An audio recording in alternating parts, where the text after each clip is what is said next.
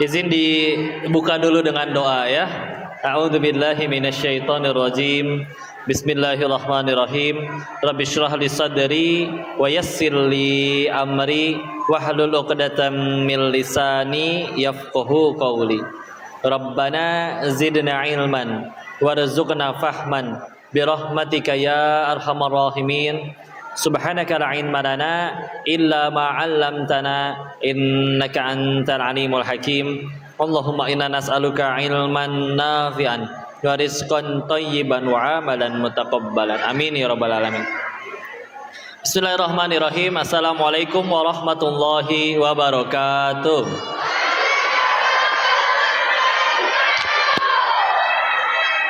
Alhamdulillahirabbil alamin. Alhamdulillahilladzi anzala sakinata fi qulubil mu'minin liyazdadu imana ma'a imanihim. Segala puji hanyalah kepada Allah Rabb semesta alam yang atas nikmat dan karunia-Nya alhamdulillah kita bisa berkumpul ngaji bareng di sini. Ada capung lagi terbang. Ya. Alhamdulillah bisa berkumpul dengan ayah ibu yang soleh soleha, anak-anak yang soleh soleha. Semoga perjumpaan ini jadi rahmat, jadi keberkahan, dan salawat salam semoga selalu tercurah kepada junjungan kita baginda Rasulullah Muhammad Sallallahu Alaihi Wasallam beserta para keluarganya, sahabatnya, dan semoga Allah sanggupkan kita istiqomah dalam meniti sunnah-sunnahnya insyaallah. Salam takzim, salam kenal kepada para asatiz, alim ulama, kiai, tokoh masyarakat, para guru yang menjadi jalan ilmu, orang tua murid yang dirahmati Allah. Jazakumullahu khairan katsiran. Terima kasih sudah diizinkan ngaji bareng di sini. Semoga pertemuan ini tidak hanya kita kumpul di sini saja, tapi juga kelak sampai di surganya Allah ya. Amin ya rabbal alamin. Senang dengan berjumpa keluarga Muhammadiyah ya. Salah satu kitab yang paling banyak saya serap ilmunya adalah kitab Tafsir Al-Azhar. Siapa penulisnya? Buya Hamka, barakallah, insyaallah. Dan kita kalau menyebutnya Buya Hamka, Masya Allah, kadar Muhammadiyah sejati ya. Sehingga justru memang saya lebih kenal dengan Islamnya melalui wasilah beliau, meskipun beliau telah wafat sebelum saya lahir ya. Dan melihat perjuangannya, keberkahannya ya, walaupun beliau bukan pendirinya ya, tapi melalui beliau Masya Allah akhirnya jadi semakin lebih semangat mengejar ilmu-ilmu dalam Islam. Dan atas izin Allah hari ini dikumpulkan dengan keluarga besar Muhammadiyah di sini. Terima kasih, jazakumullahu khairan katsiran. Senang sekali rasanya ya. Mengingat padahal yang duduk insya Allah jauh lebih mulia daripada yang berbicara. Yang berbicara banyak dosanya, dulunya masa lalunya tidak baik dan tidak bisa dibanggakan. Murni Allahnya aja yang terlampau baik, sehingga diizinkan boleh ketemu dengan kalian yang soleh-soleha, diizinkan bisa ngaji bareng, padahal diri ininya layak Allah matikan di saat itu juga saat sedang bermaksiat. Pertemuan ini pada senang ketemu atau tidak? Adik-adik senang? Pengen ngaji atau foto-foto? Ngaji atau foto-foto? Itu anak-anaknya. Ibu-ibunya pengen ngaji atau foto-foto? Sebentar, saya cek dulu. Ini kan SD Muhammadiyah nggih. Berarti ini orang tua muridnya, betul? Yang saya tahu orang tua tuh ayah sama ibu ya. Cuman ini tetap banyakan ibu-ibunya. Ustaz, para bapak-bapak, ini mohon dijawab, ini satu suami bawa 3 istri atau gimana, Ustaz?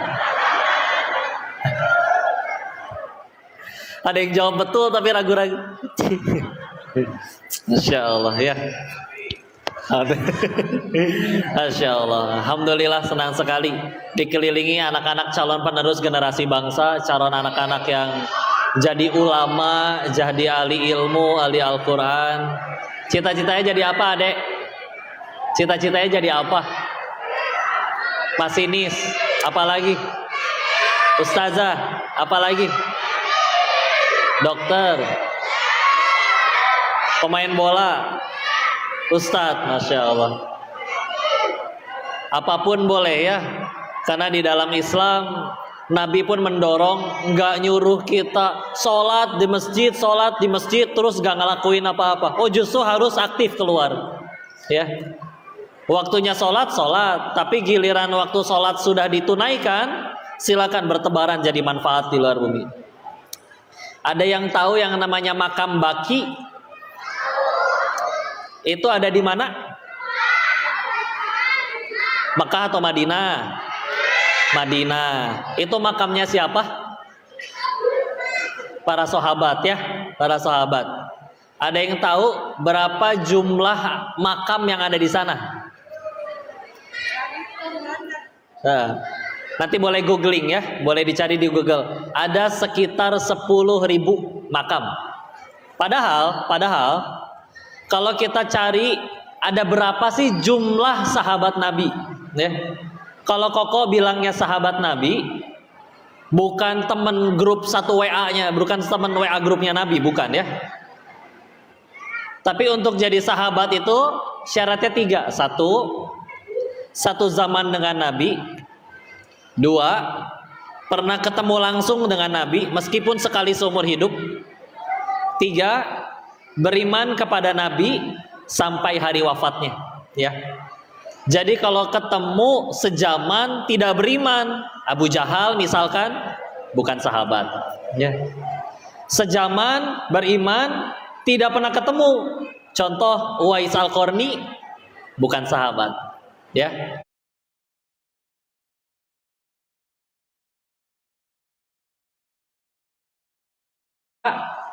Para ulama pasti berbeda pendapat dalam menghitung sahabat. Contoh Syekh Dr. Munir Ghotban dalam kitabnya Tarbiyatul Qiyadiyah mengutip beberapa pendapat imam, contoh Imam Abu Nuaim dan Imam As-Suyuti, ya. Ini yang Imam An-Nuaim itu penulisnya kitab Hilyatul Auliya, ya, masya Allah.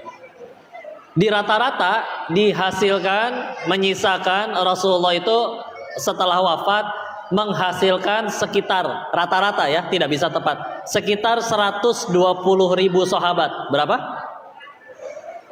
120.000 ya. Sahabat yang dulunya ada raja perampok Jundub bin Junadah, lebih dikenal dengan nama Abu Dzar Al-Ghifari, ya. Ada yang dulu sering sebelum ayat dilarang minum khamar turun pada suka mabok juga, ya. Tapi setelah kenal Islam jadi orang hebat semuanya. Ya, tapi coba lihat perbandingannya. Jumlah sahabat 120.000, yang ada di makam Baki cuma 10.000. Berarti yang lain pada kemana? Menyebar ke seluruh muka bumi, jadi manfaat sebaik-baiknya. Ya, dan gak cuma ngajar ngaji di sana. Ya, ada yang ahli pertanian, ada ahli perekonomian. Ya. Kalau SD, SD belum ketemu ya. SD belum ada pelajaran aljabar ya, Bu Guru, Pak Guru, Ustadz-ustadzah? Nggak ada ya. Nanti ketemunya di SMP. Dan seingat saya dulu pelajaran matematika itu bahkan namanya memang bukan matematika, tapi aljabar, ya. Dan penemu angka 0 dan penemu aljabar kita tahu adalah orang Muslim. Siapa namanya? Al-Khawarizmi, ya. Beliau punya buku, kitab, bukan kitab agama, bukan, buku matematika, ya. Tapi mukodimahnya luar biasa, masya Allah. Beliau menuliskan, menciptakan ilmu aljabar ini untuk memudahkan syariat Islam, seperti misalkan hukum warisan, mawaris.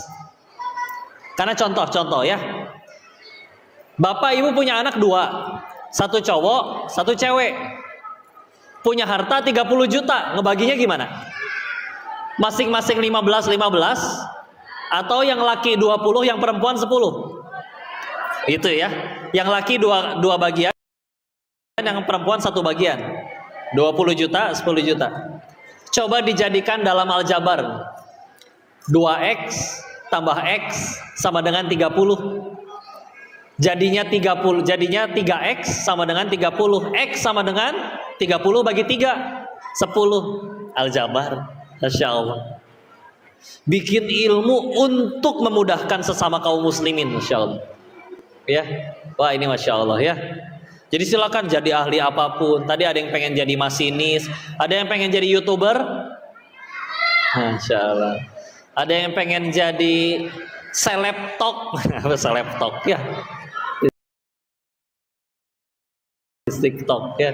Selebgram. Apa aja. Yang penting kudu nurut sama Allah ya. Masya Allah. Kita dapat bahasannya hari ini, berbagi kebahagiaan sebagai sunnah Rasulullah Muhammad Sallallahu Alaihi Wasallam. Kita tahu salah satu tujuan Rasul diturunkan ke muka bumi ini, innama bu'istu liutamima makarimal akhlak. Sesungguhnya beliau itu diutus untuk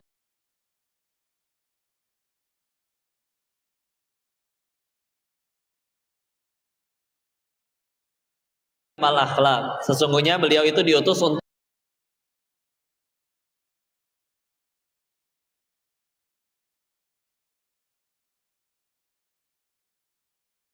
sekantong jeruk. Jeruk, ada yang doyan jeruk? Nah, ini dikasih jeruknya. Nabi menerima, terus dibuka, dimakan, dihabisin sendirian sampai habis.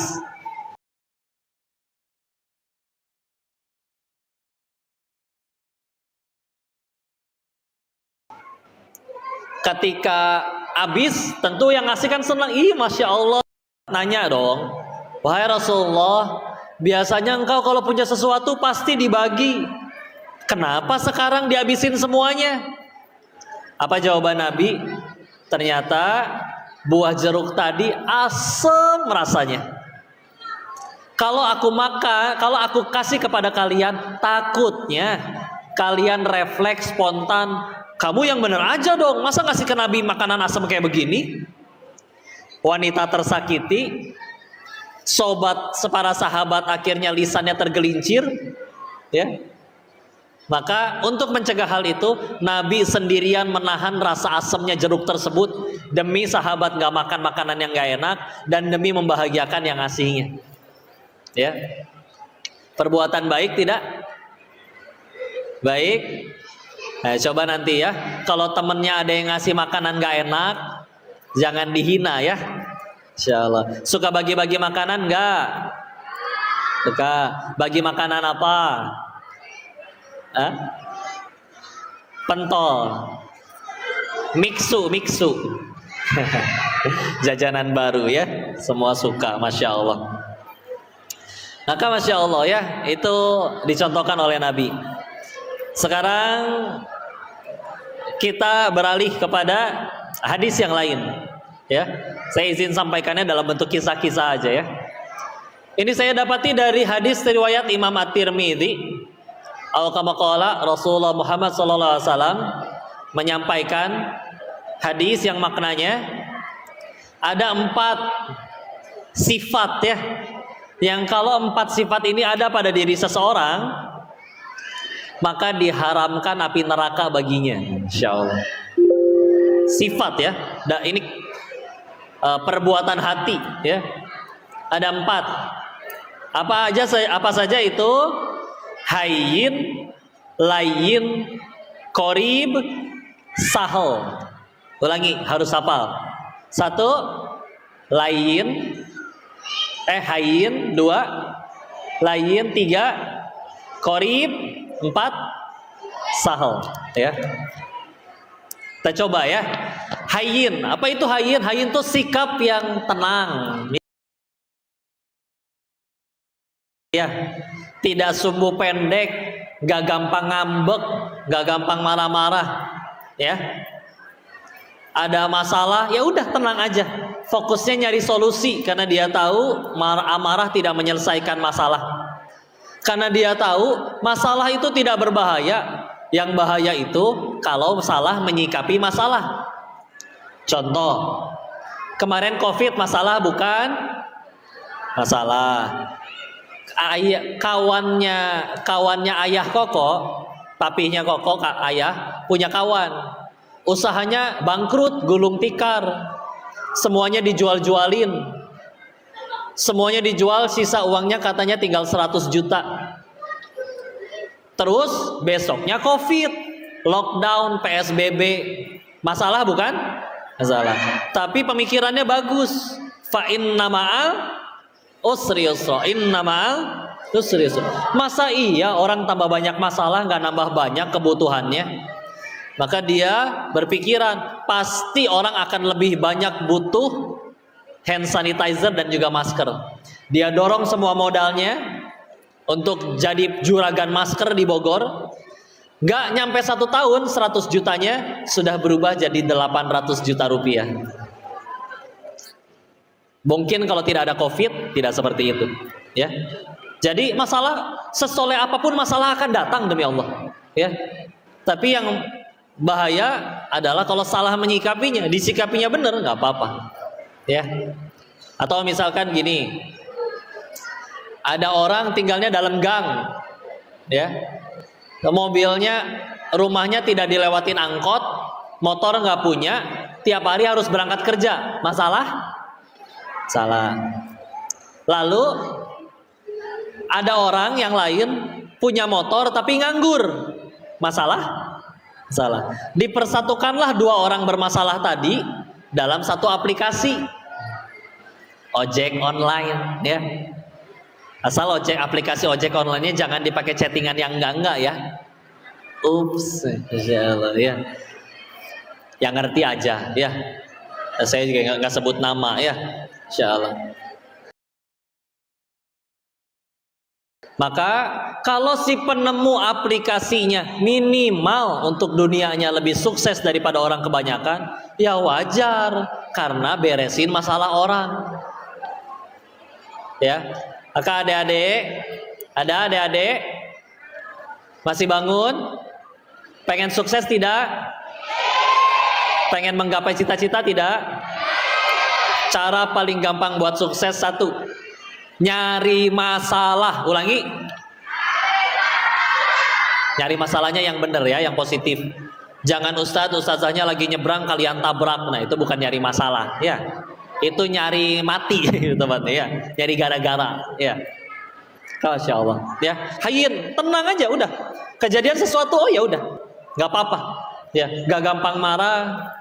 Disakiti udah berbuat baik, orang yang ditolong malah jahat, tenang. Dalam Islam yang rugi bukan yang dizolimi tapi yang menzolimi. Tapi kamu dijahatin, kamu jadi korbannya. Saya bakal mati, cita-cita ke surga. Nabi Adam aja diusir dari surga, dosanya cuma 1. Saya yang pengen ke surga, emang dosanya cuma 1. Terus saya pengen ke surga pakai apa? Sholat lupa rokaat melulu, istighfar jarang, sedekah diirit-irit.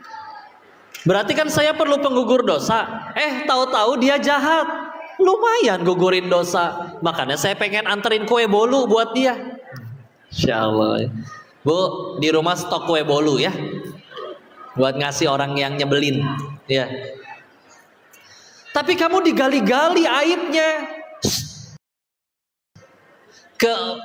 keburukan yang dia sebut lebih sedikit daripada kehinaan saya yang asli.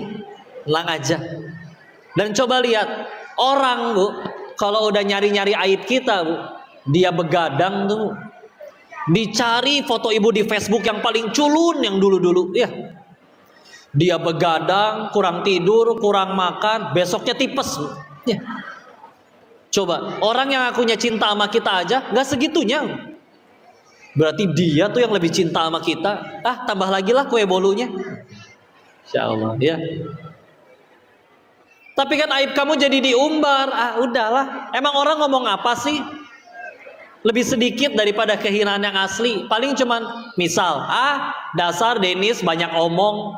Cuman dibuka satu aib saya banyak omong. Dia nggak tahu saya nggak cuman banyak omong, banyak utang, banyak cicilan, misal ya. Misal, tenang aja, ya. Tapi kan orang jadi ngehina. Nyamuk aja mati karena tepuk tangan. Masa saya nyari tepuk tangan melulu? Nah, insya Allah. Tapi kan kamu udah tolong dia jahat.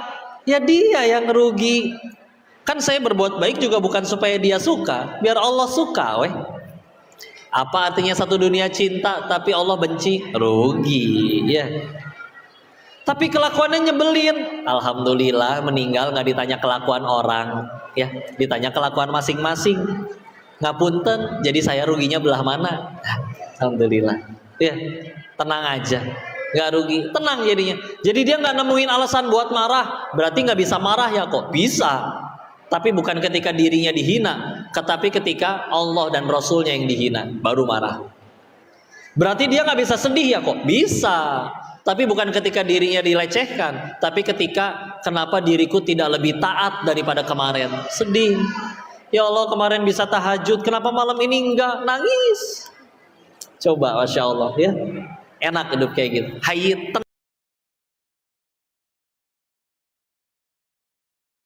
tenang, ya. Bu, kalau dijahatin sakit hati enggak? Pengen balas dendam enggak? Itu yang standar, ya. Disikut balas sikut, dicaci balas caci. Bu, tahu nggak bu? Kalau ada orang jahatin ibu, bu, kan dia bikin dosa, ya. Demi Allah, dosa akan dibalas sama Allah, betul? Maka buat apa ngotorin tangan kita? Kalau kita nggak ngapa-ngapain pun Allah akan tetap memberikan balasan yang sempurna. Ngapain ngotor-ngotorin tangan kita? Ya. Tapi lebih puas ngebalas sendiri. Oh enggak, lebih sempurna balasan Allah, demi Allah, ya. Udah mah balasan yang nggak sempurna. Kalau dari kitanya bisa ikut tergelincir dosa yang sama. Sok bayangin, kalau disikut balas sikut, dicaci balas caci, dihina balas hina, atau buat apa kita sekolah tinggi-tinggi, ngaji sering-sering, udah tahu itu keburukan tapi malah ditiru, ya. Rugi ah, tenang aja, nggak apa-apa, ya.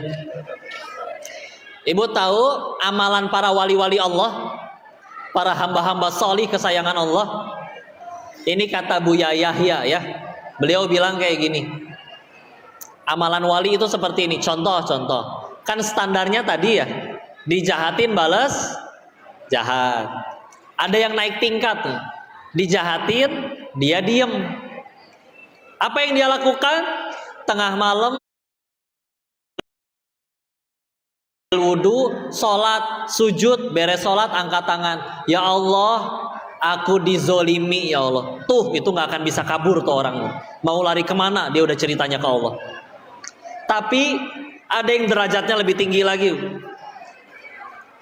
Dijahatin, dia diam, bangun tengah malam, ambil wudu, sujud, sholat, angkat tangan, beres sholat. Tapi apa yang dia ucapkan? Ya Allah, tetangga saya ya Allah, dia yang ngutang, dia yang galak, ya. Terus apa yang dia ucapkan? Maka ya Allah, muliakan keluarganya ya Allah, soleh-solehakan anak-anaknya ya Allah, berkahi rizkinya, berikan ilmu dan angkat derajatnya ya Allah. Coba ngedoain yang baik, padahal orang itu orang yang zolim kepada kita. Itu amalannya para wali. Bersih hatinya demi Allah, ya. Insya Allah. Kok nggak rugi? Enggak, bu. Karena kalau kita doain kebaikan buat sesama, malaikat mendoakan hal yang sama untuk kita. Kita doa belum tentu kekabul, bu. Kehalangan dosa. Malaikat kan nggak punya dosa, maka kalau didoain oleh malaikat, mual gagal, ya. Bismillah. Ah, itu dia ya. Bismillah. Lagi pula kita tahu ya, tujuan pendidikan dalam Islam. Saya tanya dulu, Pak, Bu, jawab ih. Bu, nyekolahin anaknya biar apa? Kayak pinter. Bagus, pinter itu betul. Tapi ngapunten nggih, di dalam Islam itu pinter cuman efek samping. Ulangi, cuma apa? Tujuan pendidikan Islam tuh bukan bikin pinter. Ya. Demi Allah kita nggak pernah kekurangan orang pinter. Bahkan akan selalu dilahirkan oleh Allah manusia-manusia yang langsung pinter dari lahir, IQ-nya tinggi. Ya. Terus apa tujuan pendidikan dalam Islam? Quran surat ke-62 Al-Jumu'ah ayat kedua. Ya, surat Al-Jumu'ah surat 62 ayat 2. A'udzubillahi minasyaitonirrajim. Bismillahirrahmanirrahim. Huwallazi ba'atsa fil ummiyina rasulam minhum yatlu 'alaihim ayatihi wa yuzakkihim. Yang jawab anak SD. Berarti dia hafal juz 28 ya. Insyaallah. Dialah Allah yang menurunkan nabi di kalangan orang yang ummi, nggak bisa baca tulis. Untuk apa? Membacakan ayat-ayatnya dan wa yuzakkihim, menyucikan jiwa mereka. Jadi Nabi datang ke kaum yang masih musyrik, yang masih jahil, nyembah berhala. Tujuannya bukan bikin mereka pinter, udah pada pinter. Ya. Tapi tujuannya satu, menyucikan jiwa. Ya. Kita nggak pernah kekurangan orang pinter, Bu. Koruptor-koruptor di negeri kita pinter tidak? Kalau maling bodoh, malingnya nangkep ayam, karena dia bodoh, ayamnya nggak ketangkep, malingnya yang di penjara, Bu. Ya.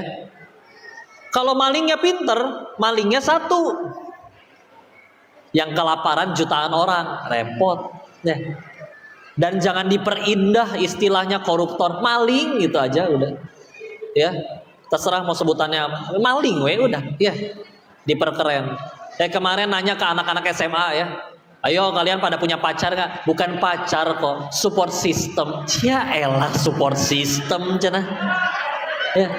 Maksiat mah maksiat aja, nggak usah diperindah. Ya. Emang support sistemnya kegiatannya apa? Gandengan, naik motor, berduaan, pagi.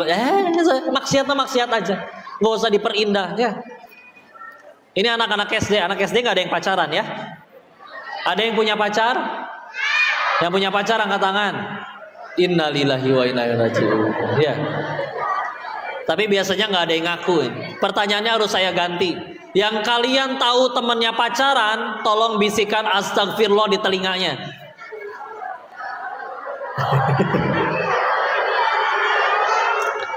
Astaga. Jangan ya. SD atau ngerti? Ya Allah SD. Masya Allah.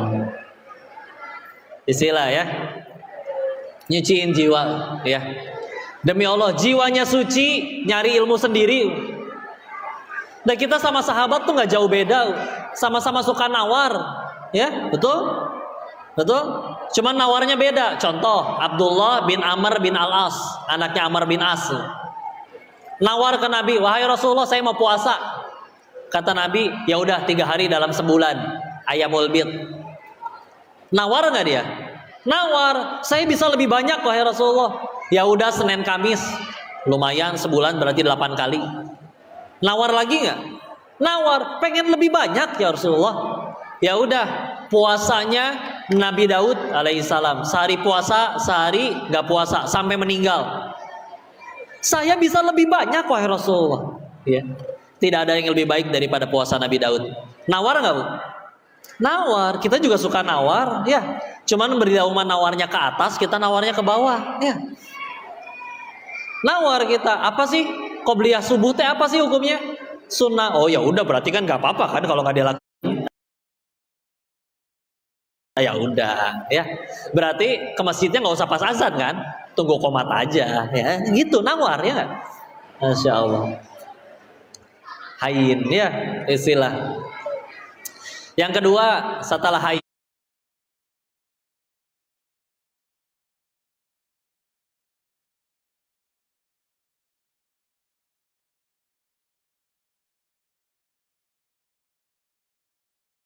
mad layin ya, di surat Quraisy ya, ketika ya waw mati atau ya mati belakangnya ada fathah, terus di huruf terakhirnya dimatikan. Min khauf dibaca panjang, mat lain. Ya. Seperti itu. Ya.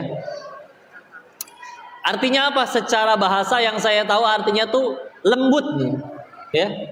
Nah, Nabi ini lembut. Nabi itu lebih mikirin urusan orang lain daripada mikirin urusan dirinya sendiri. Ya. Jadi yang penting orang dulu saya makan. Ya, ada kisah luar biasa ya di zamannya Umar bin Khattab. Ada yang kenal Umar bin Khattab? Adek? Siapa beliau? Sahabat Nabi ya. Setelah Rasulullah siapa yang menggantikan memimpin? Setelah Abu Bakar? Kok Denis? Ya enggak tuh, Umar bin Khattab ya. Masya Allah. Bismillah ya. Ini adik-adik, waktu Umar bin Khattab radhiyallahu anhu sedang menjadi, kalau bahasa zaman sekarang mah presiden ya. Dulu disebutnya Amirul Mukminin, pemimpinnya orang-orang mukmin ya. Apa ceritanya kok suatu ketika ada gubernur datang ke kediamannya Umar, laporan tugas. Bawa oleh-oleh dong gubernurnya. Apa yang dibawa? Kue. Siapa yang suka makan kue? Nah, ya. Jangan banyak-banyak ya. Nanti nyelip di gigi ya. Kue, dicicipin kuenya oleh Umar bin Khattab radhiyallahu anhu. Dicicip, baru sekali gigit ditaruh lagi. Karena rasanya bagi beliau ini terlampau enak, enak banget. Maka karena terlampau enak justru ditanya, ini makanan seenak ini di kota kamu semua orang bisa makan nggak? Termasuk yang paling nggak punya duit. Kata gubernurnya, nggak juga sih, mahal loh ini kue. Apa kata Umar? Mana untamu? Bawa pulang, taruh lagi sana di untanya.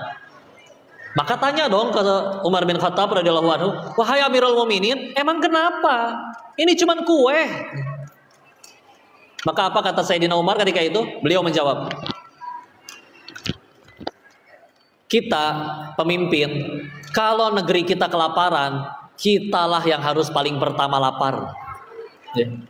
Kalau negeri kita makmur, demi Allah, kitalah yang harus paling terakhir kenyang. Apa kabar rakyatnya kelaparan yang mimpin tambah buncit? Ya, naudzubillah. Umat ngamalin ini perkara kue. Baca kitab Fadilatul Amal ya. Ada kisah-kisah tentang para sahabat juga. Salah satu kisahnya Umar itu, suatu ketika dapat import masuk minyak kasturi wangi ya. Kan bentuknya gede, bawa ya kalau zaman sekarang kayak jirigen-jirigen gitu ya. Maka untuk dibagikan harus dipindahin kok yang kecil-kecil.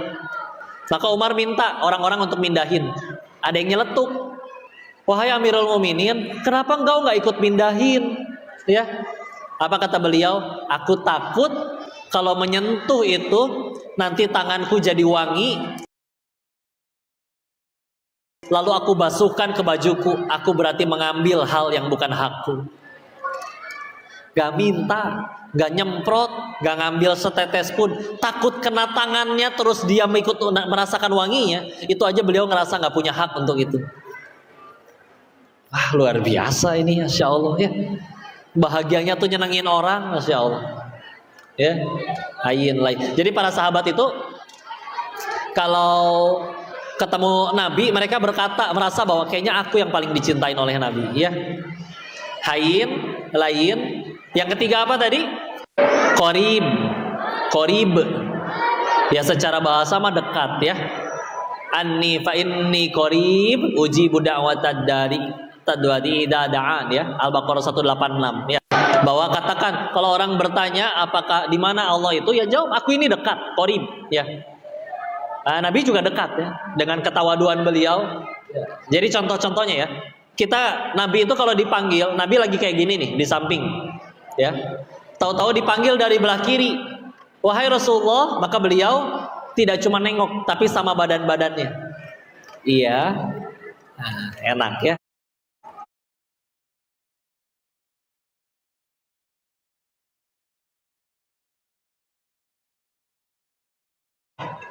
Panggil Mbak, nah, gitu ya. Udah mah cuman lehernya doang, galak lagi, ya. Insya Allah. Kalau Nabi Iya, insya Allah. Nabi juga nggak pernah nunjuk. Kalau menunjukkan kepada sesuatu, beliau tangannya terbuka semua. Beliau nunjuk kalau kepada siapa? Kepada syaitan doang. Mengusir syaitan itu dipakai jari telunjuk. Tapi kalau kepada orang ditanya sesuatu, harus menunjukkan sesuatu, pakai tangan. Semua, ya. Gitu ya. Lebih sopan. Kalau orang Jawa juga sopan, Bu ya. Di mana toiletnya? Nyampe mulintir itu badan. Tapi contoh dari Nabi lebih mulia ya. Silakan. Ya. Masya Allah ya. Mulintir, alhamdulillah. Hayyin, layin, qorib. Yang terakhir apa? Sahal. Sahal itu mudah. Urusannya pokoknya mudah, nggak pengen mempersulit. Belajar nyetir, aduh nabrak pot orang, gimana? Gantiin, nggak pusing. Nggak usah nyalahin, suruh siapa naruh pot di situ. Oh enggak, udah ya. Ini kita udah nyampe tempat makan, tapi ternyata menunya lagi nggak ada, kosong. Adanya cuman yang lain. Gimana? Ya udah, yang ada weh, udah nggak usah mempersulit. Udah, ya. Mau pesan minum apa? Yang ada aja, udah yang paling memudahkan. Udah, selesai. Ya. Udah pokoknya yang paling gampang. Sahal. Ini empat-empatnya. Ini amalan hati empat-empatnya ya. Sehingga ya kita tahu ada kisah luar biasa dari guru kami, cerita waktu itu. Kisahnya seperti ini ya, dongengnya. Ada orang kaya dapat rezeki dermawan, ya. Siapa yang pengen jadi kaya? Insya Allah. Kaya apa?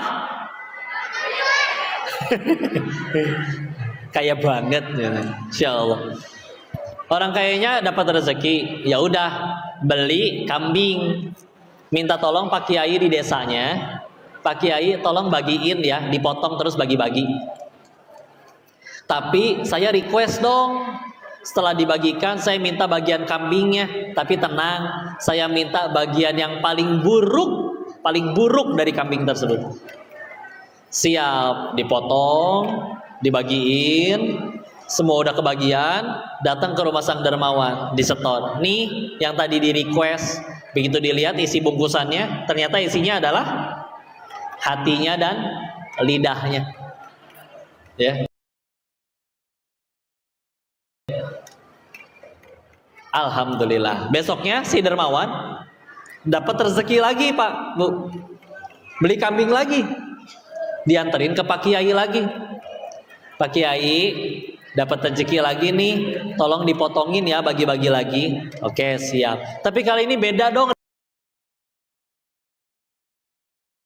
requestnya. Kemarin saya minta yang paling buruk, sekarang saya minta bagian terbaik dari kambing ini. Ya. Siap, dipotong, dibagiin, Pak Kiai setor ke rumah sang dermawan. Dibuka bungkusannya, apa isinya? Hatinya dan lidahnya lagi. Kok sama? Kemarin terburuk hati dan lidah, sekarang terbaik hati dan lidah. Kata Pak Kiainya, ada pelajaran. Manusia juga begitu.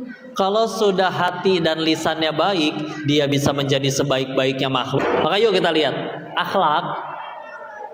Kalau di dalam Islam yang saya ketahui ibarat pohon. Ibarat apa?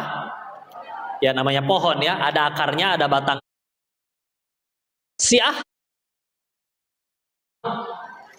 Tidak mungkin ada buah kalau tidak ada akar dan batang. Apa akarnya?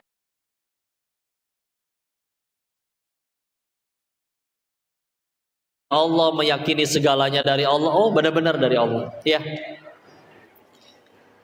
Jadi kalau sudah tauhidnya benar ya, kadang ngapunten. Yang contoh-contoh yang receh lah ya, sederhana. Misal ya. Jangan foto bertiga, nanti yang tengah mati duluan. Enggak. Ya. Yang moto juga bakal mati demi Allah. Ya. Yang di rumah gak ngapa-ngapain juga mati nanti demi. Ya. Kalau lewat depan pintu rumah kejatuhan cicak nanti, enggak Bu, bohong ya. Sial tuh satu, bikin dosa nggak tobat, tuh hukumannya pasti ngejar. Ibu mau ketimpahan cicak 4 RW juga nggak akan sial, ya beneran. Lewat tempat sepi nggak usah berkata ngapunten mbah, saya nggak ganggu, nggak usah Bu, beneran. Seolah meyakini ada yang selain Allah bisa mencelakai,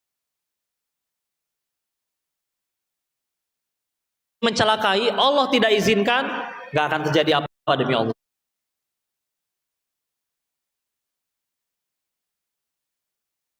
Kesambar petir megang batu, batunya katanya bisa nyembuhin orang. Orang datang bawa gayung, air di gayung, dicelupin batunya, diminum sehat katanya. Tahu batu ponari ya. Jadi kalau airnya udah dicelupin batu itu, namanya berubah jadi ponari sweat. Hah? Oh udah ganti. Oh udah ganti. Maaf ya. Ciao. Enggak. Bu, sakit kepala, berdoa ke Allah atau nyari paramek? Paramek ya. Begitu sembuh, ini obat emang dahsyat. Bu, jujur, ibu sembuh karena Allah atau karena obat, Bu? Allah. Bukan berarti nggak boleh minum obat ya. Tapi iyalah, jangan sampai gitu ya. Ibu tahu kisah si Yana nggak? Yana nggak tahu ya? Di Jawa Barat viralnya. Saya ceritain gini. Ada orang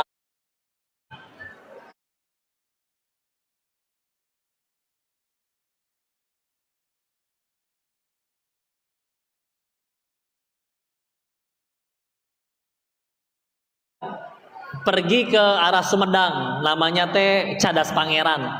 Jalannya berkelok-kelok, pinggirannya jurang semua, ya, hutan dan jurang. Pas nyampe di situ sambil WA sama istrinya. Isi WA-nya voice note, Bu, rekaman suara. Tapi nyeremin. Istriku, aku kayaknya diikutin orang. Istriku, kalau aku nggak balas lagi, mungkin terjadi sesuatu kepada saya. Coba Bu, panik nggak Bu istrinya Bu? Ya. Tahu-tahu centang satu, nggak nyambung-nyambung WA-nya, tidak aktif.